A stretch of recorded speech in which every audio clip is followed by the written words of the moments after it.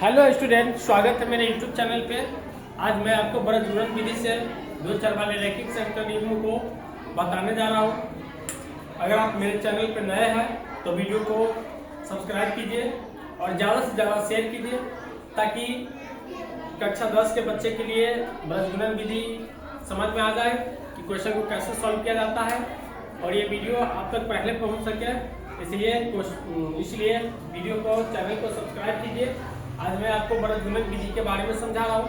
सबसे पहले दो चर वाले रैखिक संख्या युग्म का सामान्य रूप को समझिए। इसका सामान्य रूप होता है ax प्लस में by प्लस में c फिर dx plus cy plus f बराबर 0। तो यहाँ पे आपका a b c d e और एक रियल नंबर होगा।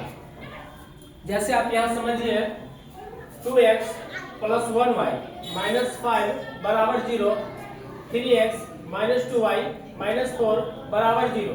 इसका मतलब ये हुआ, ये ax हुआ, by हुआ और ये c हुआ, फिर dx हुआ और ey हुआ और ये f हुआ। तो आपके a के जगह पर 2 आ गया, b के जगह पर 1 आ गया, c के जगह पर माइनस 5 आ गया, फिर d के जगह पर 3 आ गया, e के जगह पर माइनस 2 आ गया और f के जगह पर माइनस 4 आ गया। तो बृहद गुणन विधि को सॉल्व करने के लिए सूत्र आता है x बराबर bf माइनस ce बटे में ae माइनस में bd।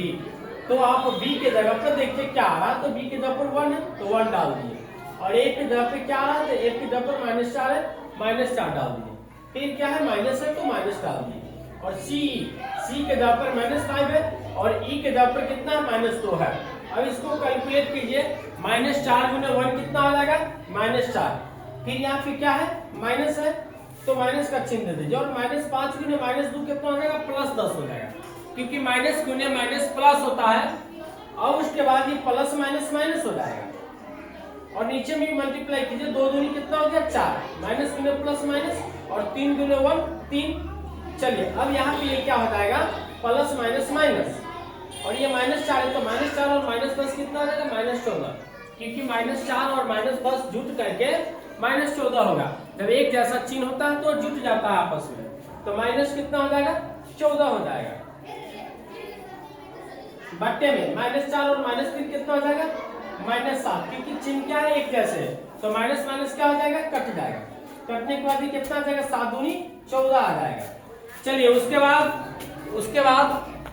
बाद यहाँ पे y बराबर फार्मूला डालिए, cd माइनस में f बटे ae माइनस bd।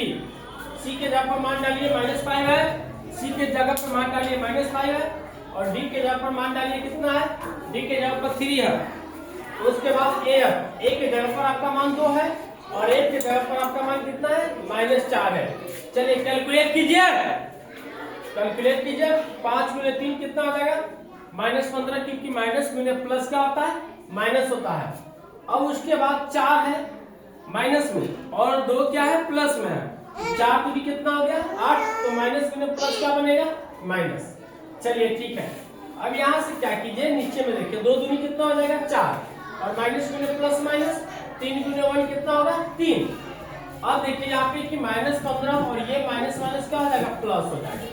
चलिए तो माइनस 15 में प्लस 8 को ऐड कीजिए तो आपका माइनस 7 आएगा, माइनस 7 और बटे में क्या है, माइनस 4 और माइनस 3, तो ये क्या हो जाएगा, माइनस 7 हो जाएगा, माइनस माइनस कट गया, 7 से 7 कटेगा तो कितना बच गया 1। अतः x का मान कितना है, x का मान 2 आया और y का मान 1। आशा करते हैं कि वीडियो आपको समझ में आया होगा। ज्यादा से ज्यादा वीडियो का शेयर करें